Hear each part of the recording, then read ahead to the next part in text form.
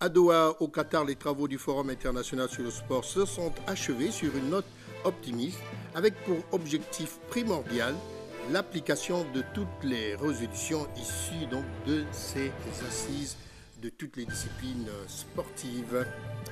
Nous vous parlerons dans cette édition d'informations on fera un focus sur l'aménagement du territoire. Libreville manque criardement de parkings, souffrance donc au peu d'espace vert qui existe dans notre capitale, et le phénomène interpelle désormais. Madame, Monsieur, bonsoir. Vous savez que vous n'avez pas mal fait de choisir donc Gabon Télévision pour vous informer. D'abord, ce communiqué. Une jeune fille de 8 ans nommée Kelly Obon Essonorut vient de nous être amenée par les gendarmes donc, du poste de la maison Georges Rawiri. La jeune fille se serait égarée à la sortie des cours. Elle apprend à l'école, le sigle c'est ENESA, NSA, en classe de CP2. Elle dit habiter derrière l'école normale avec sa grande sœur Jessica. Sa maman s'appellerait Stéphanie Péquet. Les parents sont donc priés de venir récupérer cet enfant au poste donc de gendarmerie de la RTG chaîne 1, entendre parler à la maison Georges Rawiri. Nous rappelons encore que la maison Georges Rawiri et le poste de gendarmerie ne sont donc pas une crèche pour pouvoir abriter donc les enfants égarés. Alors les parents, dépêchez-vous de venir récupérer cet enfant avec le froid qui sévit en ce moment, ou la fraîcheur qui sévit en ce moment dans la capitale gabonaise, donc issu des intempéries qui peuvent provoquer encore des maladies aux enfants. Voilà, nous débutons cette édition d'information avec, bien entendu, le sport, et nous allons au Qatar. Donc, c'est fini au Qatar pour le Forum international sur le sport dans toutes les disciplines, bien entendu, confondues. Et les participants à cette rencontre mondiale se sont séparés en se fixant comme objectif fondamental, donc, le respect et l'application de toutes les initiatives prises lors de Doha Goals 2012, c'est comme ça que ça a été dénommé. Eh bien, rappelons également que le Gabon était représenté hautement par le chef de l'État, le président de la République, Ali Bongo Ondimba. Alors, nous allons donc retrouver ici nos confrères de la presse présidentielle, Delphine Yari, Armand Mopende, pour le compte-rendu de cet événement. Sur le sport a tenu toutes ses promesses. Au-delà du nombre de participants venus du nord, du sud, de l'est, de l'ouest, Doha Goals a été une opportunité pour tous et chacun de parler du sport sur toutes ses facettes. Laboratoire extraordinaire d'idées, le Forum international sur le sport l'a été. Contre toute attente, la rencontre a captivé tous les participants et les groupes de travail qui se sont formés ont abouti à des propositions devant booster le sport et l'amener au stade de moteur de développement socio-économique.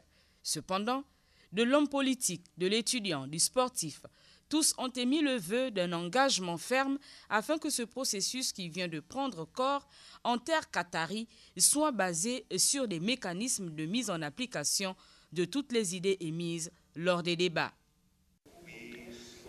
Et jusqu'à maintenant, nous avons échoué à faire en sorte que les gens réalisent l'importance du sport pour nous tous. J'étais convaincu et rassuré que nous sommes sur la bonne voie dans mon pays. Nous sommes en train de promouvoir le sport pour tout le monde. Et c'est de quoi il s'agit de notre continent pour donner aux enfants africains l'opportunité, la chance de pratiquer le sport qu'ils aiment, mais aussi le sport, avoir une carrière sportive après. Mais les nations fortes sont des nations qui pratiquent le sport.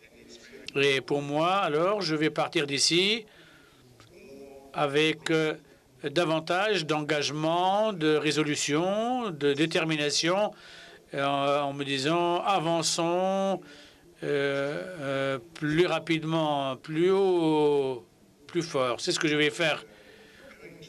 J'étais intéressé à voir sur l'écran ici les différentes idées.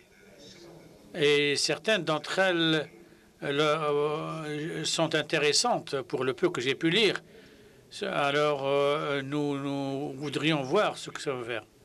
Estimant que le sport doit devenir une véritable industrie, le chef de l'État n'a pas manqué d'indiquer quelques pistes qui pourront conduire à la mise en application des initiatives prises à Doha. Pour Ali Bongo Ondimba, il faut se tracer une discipline de vie, avoir une ambition, un idéal à atteindre, en être convaincu et enfin travailler pour atteindre le goal qu'on s'est fixé. Revenons donc au Gabon pour l'actualité nationale. Eh bien, avec les adieux donc, de l'ambassadeur de l'Afrique du Sud aux différentes institutions de la République gabonaise, après le président de l'Assemblée nationale il y a quelques heures, Guy Nzouba Ndama, le tour est donc revenu au président du Sénat, Rose Francine Rogombe, de s'entretenir avec le diplomate sortant donc de la République d'Afrique du Sud. Eh bien, on va voir tout cela avec Guy Roger Lindira, Hilarion Akombo, Alfred Robaki.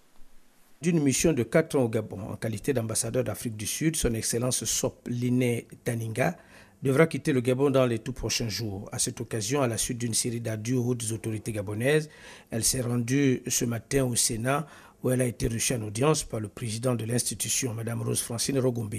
Occasion pour les deux personnalités d'aborder les questions de coopération et de faire le tour d'horizon de l'actualité en évoquant les potentialités énormes des deux pays sur le plan économique et touristique. L'ambassadeur d'Afrique du Sud au Gabon a dit au président du Sénat sa satisfaction à la suite de son séjour au Gabon et tenait à témoigner sa gratitude aux plus hautes autorités gabonaises, dont le président de la Haute Chambre du Sénat. Elle quitte le Gabon avec le sentiment d'avoir participé au renforcement des relations entre le Gabon et l'Afrique du Sud. Nous avons beaucoup de projets que nous voulons faire, avec particulièrement entre le Durban et le Libreville, parce qu'il y a déjà un jumelage entre les deux villes, mais aussi entre les deux pays. Je suis très contente. Je pars avec un cœur très, très, très contente. Madame Liné Taninga quitte le Gabon pour le Venezuela, où elle représentera son pays désormais. Le président du Sénat remettra en signe de bonnes relations un présent à Madame l'ambassadeur d'Afrique du Sud au Gabon, en souvenir du Sénat et du Gabon. En quittant le palais Omar Bongo Ondimba du Sénat, elle signera le livre d'or du Sénat en remerciant les plus hautes autorités gabonaises pour l'accueil chaleureux.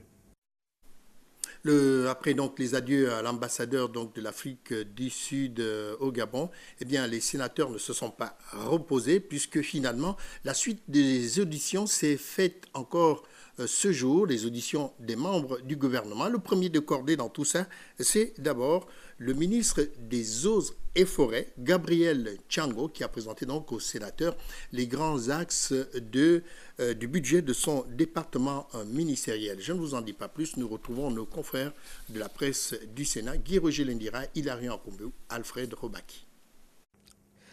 En première heure, les vénérables sénateurs de la Commission des finances, du budget et des comptes économiques de la Nation du Sénat ont reçu le ministre des Eaux et Forêts, Gabriel Tchango. Avant l'entame de présentation du budget 2013, il déclinera les missions de son département ministériel et ses ambitions de mener la mission bois et économie forestière avec pour objectif stratégique, entre autres, de gérer durablement la forêt gabonaise. S'agissant du projet de budget 2013, le département des Eaux et Forêts a un budget de 7 milliards 352 685 756 000 francs CFA en fonctionnement et 2 milliards 693 744 488 francs CFA en investissement. Ce budget, qui est de 10 milliards 46 430 244 000 francs CFA, est en diminution par rapport aux 14 milliards 926 803 173 francs CFA de l'année 2012.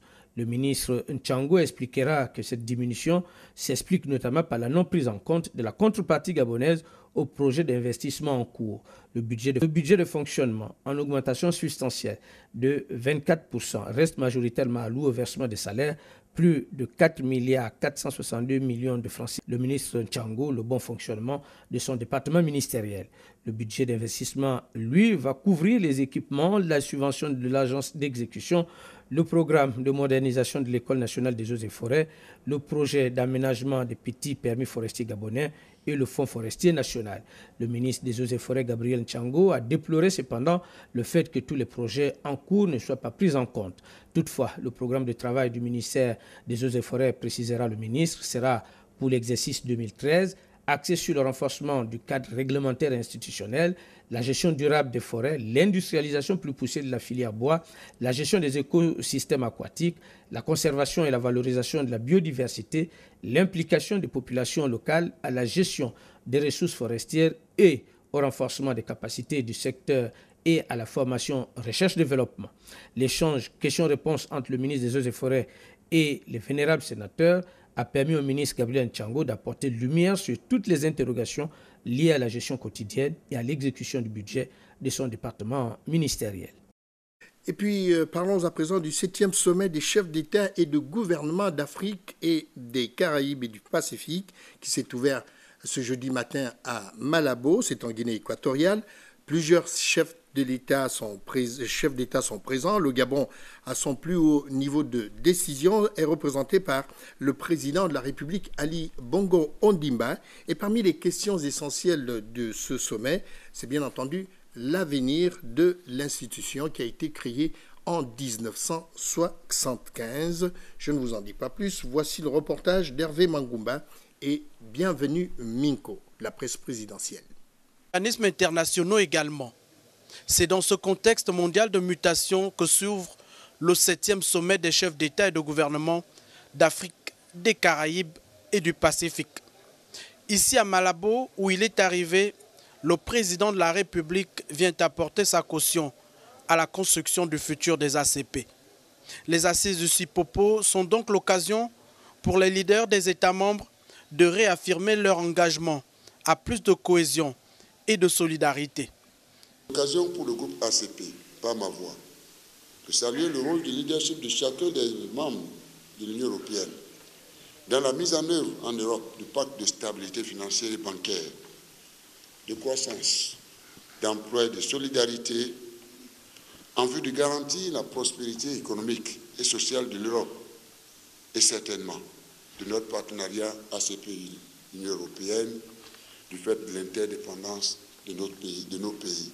À la maison des ACP à Bruxelles, en octobre dernier, le numéro 1 du Gabon lançait déjà un appel à plus de solidarité pour faire face aux défis du futur. 4 ans après les assises d'Accra au Ghana, la 96e session du Conseil des ministres des ACP ici a planté le décor du sommet de Malabo. La question cruciale à laquelle nous sommes appelés à répondre est de savoir si le contexte et les hypothèses qui fondaient ce partenariat sont et demeurent encore valables aujourd'hui. L'architecture de la coopération internationale a connu de profonds bouleversements qui autorisent que le partenariat ACP-UE s'y réadapte avec efficacité et réalisme. L'avenir du groupe, dans un monde de défis et d'opportunités aujourd'hui, se discute, notamment son partenariat avec l'Union européenne. Face à leur destin, les 79 États membres des ACP se mobilisent. Le rendez-vous de Malabo est l'occasion de réévaluer les valeurs et objectifs fondamentaux du groupe. L'organisation, créée en 1975, veut aujourd'hui prendre son destin en main pour redonner espoir aux populations. À l'issue de la photo de famille et de la cérémonie solennelle, le chef de l'État a regagné Libreville. M'ont accompagné donc toute la semaine Don Philippe Mba à la réalisation, Yvette Okosa au son et à la caméra, autant pour moi, Brice Okan au son. Au nodal, nous avions Jean-Pierre Manyungu et au VTR Françoise Pambo, Sandrine Akwangou. La lumière a été donc manœuvrée par Alain Dong. Et la technique, c'est Armand Carmel Moutinga. Et la coordination de cette édition d'information, Cabrel Lemami et Filika Biongo. Merci donc à la direction des actualités pour avoir concocté cette édition d'information depuis lundi jusqu'à aujourd'hui. Et puis on se retrouve prochainement pour d'autres activités. Restez toujours en position d'écoute sur la première chaîne de télévision appelée Gabon Télévision. Bonne soirée à tous.